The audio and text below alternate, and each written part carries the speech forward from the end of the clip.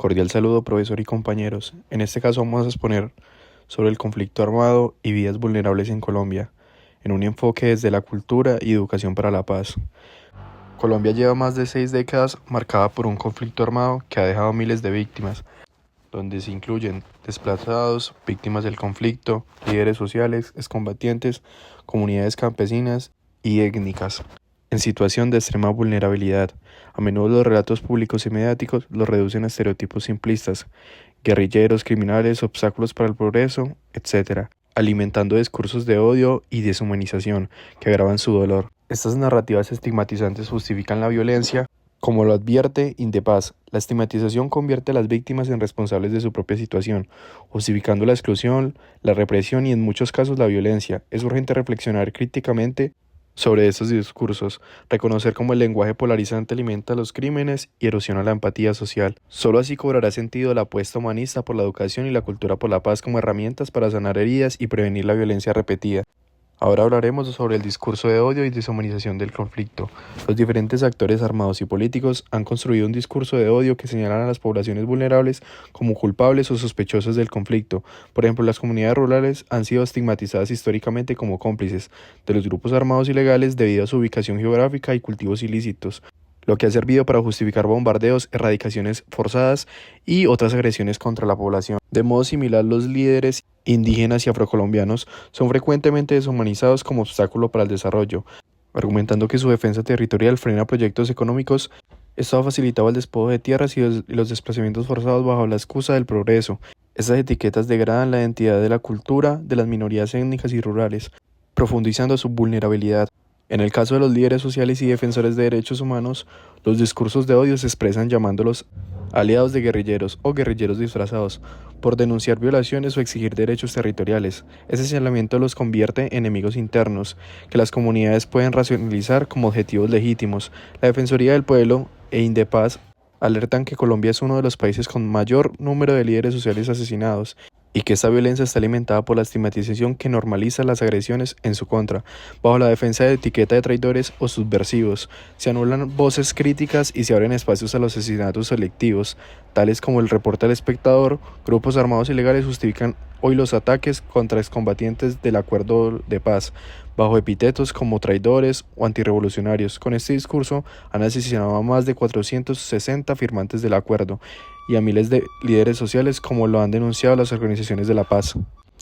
A la vez, la población desplazada ya conforma más de 5 millones de colombianos según las cifras recientes.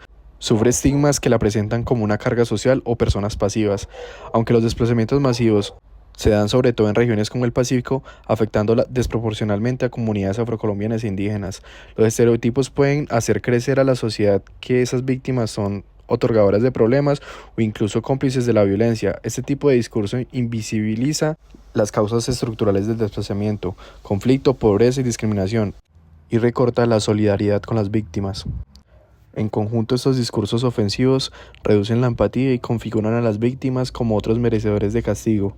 Como advierte Indepaz, la deshumanización genera una justificación soterrada de la violencia contra quienes habitan en regiones estigmatizadas. Ese miedo infundado, por ejemplo, a los retornados excombatientes, se traduce a agresiones verbales y físicas, y los investigadores señalan además que la estigmatización obstaculiza el castigo de los crímenes, impunidad, y fractura la cohesión social. En suma, los discursos de odio asociados al conflicto sirven como un arma de guerra, deslegitiman a las víctimas justificando a la represión y erosionan los lazos comunitarios. Ahora hablaremos del rol de la educación en la cultura para la paz. Frente a esa realidad, la educación y la cultura de la paz se perfilan como herramientas transformadoras. La UNESCO subraya que la construcción de sociedades más pacíficas y justas y sostenibles empieza con la educación. En tiempos de aumento de la incitación al odio, la educación puede abordar y prevenir esos problemas. En esa línea, el propio marco normativo colombiano, Ley 1732 de 2014, establece en el Decreto para la Paz la obligación de los colegios para impartir valores cívicos, derechos humanos y resolución pacífica de conflictos. Sin embargo, en la práctica, muchos centros solo han aplicado estas materias de forma aislada, sin arraigarlas en la comunidad escolar. Es necesario ir más allá del cumplimiento formal y fomentar un enfoque pedagógico, crítico y participativo.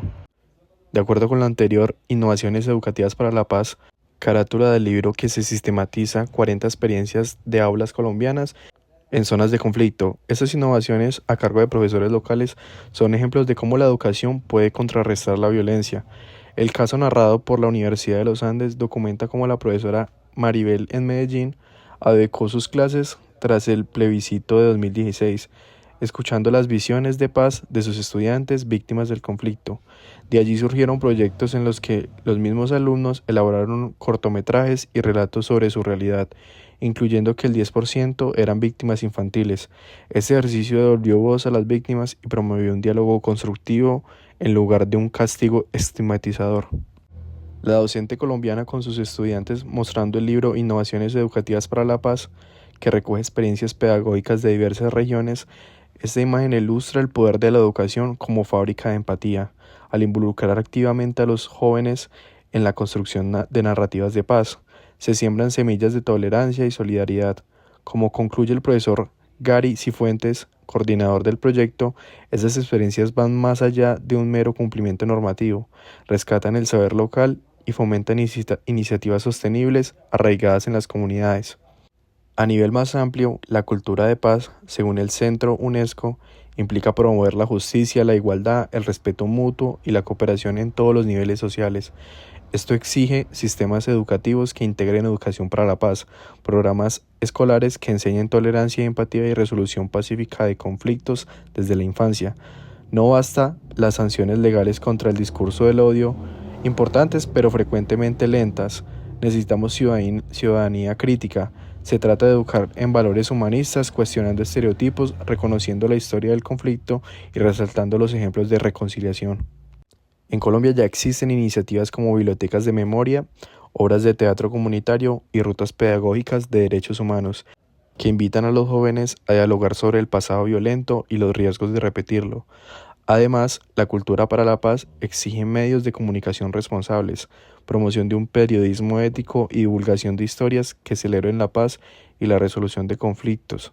Recuerda UNESCO, así se contrarrestan las agendas sensacionalistas que solo amplifican miedos.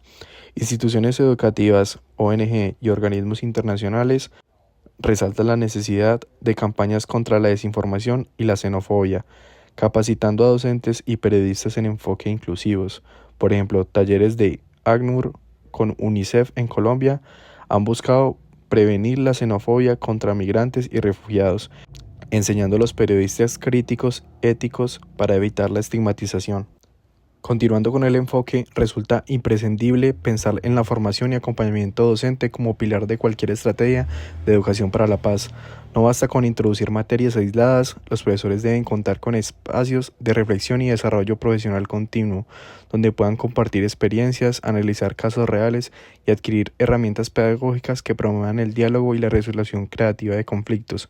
Por ejemplo, la propuesta de círculos de paz en varios municipios del Chocó ha demostrado que cuando los docentes reciben talleres sobre dinámicas de escucha activa y mediación, fortalecen la cohesión grupal y reducen notablemente los incidentes de violencia escolar. Asimismo, la incorporación de tecnologías de la información y comunicación, las famosas TIC, abren nuevas posibilidades para la construcción de narrativas de paz. Plataformas digitales colaborativas pueden servir para estudiantes de distintas regiones, incluso de países vecinos. Intercambian sus testimonios y proyectos, enriqueciendo así la comprensión intercultural. Un proyecto piloto en la zona cafetera vinculó colegios de Antioquia y Huila mediante foros virtuales sobre memoria histórica. Los jóvenes compartían video, podcasts y blogs, y con ello se logró humanizar al otro lado de la pantalla, disminuyendo prejuicios y estereotipos. Es clave además incorporar la evaluación participativa más allá de exámenes tradicionales. Los estudiantes pueden diseñar sus propios criterios de éxito en proyectos de paz, considerando factores como la empatía generada, el impacto comunitario y la sostenibilidad de la iniciativa. Este tipo de evaluación promueve la responsabilidad y el sentido de pertenencia. Los jóvenes ya no son meros receptores de contenido, sino protagonistas de su propio aprendizaje. Como conclusión, construir una sociedad libre de odio requiere detectar y cuestionar las narrativas violentas. En este proceso, el pensamiento crítico es fundamental. Hay que identificar cuando una palabra enciende los ánimos hacia la violencia. Cada colombiano, especialmente en el ámbito académico y educativo, tiene el deber de denunciar las frases que deshumanizan, como cuando se dice que no valen las vidas de los líderes sociales o desplazados y proponer en su lugar un lenguaje humanizador. La educación, junto a una cultura de la paz, no es ingenua, es una estrategia a largo plazo que fortalece la convivencia. Al dignificar a todas las víctimas y analizar críticamente los discursos públicos, fomentamos el respeto mutuo. Como lo afirma un documento de la UNESCO, la paz no es la ausencia de problemas, sino la presencia de soluciones pacíficas. Entender esto a través de la educación, el diálogo y la memoria histórica fortalece nuestro compromiso ético. Solo así aprovecharemos la visión verdaderamente humanista y pacífica de Colombia, evitando la repetición de la violencia tenga terreno fértil en el odio hablado o escrito.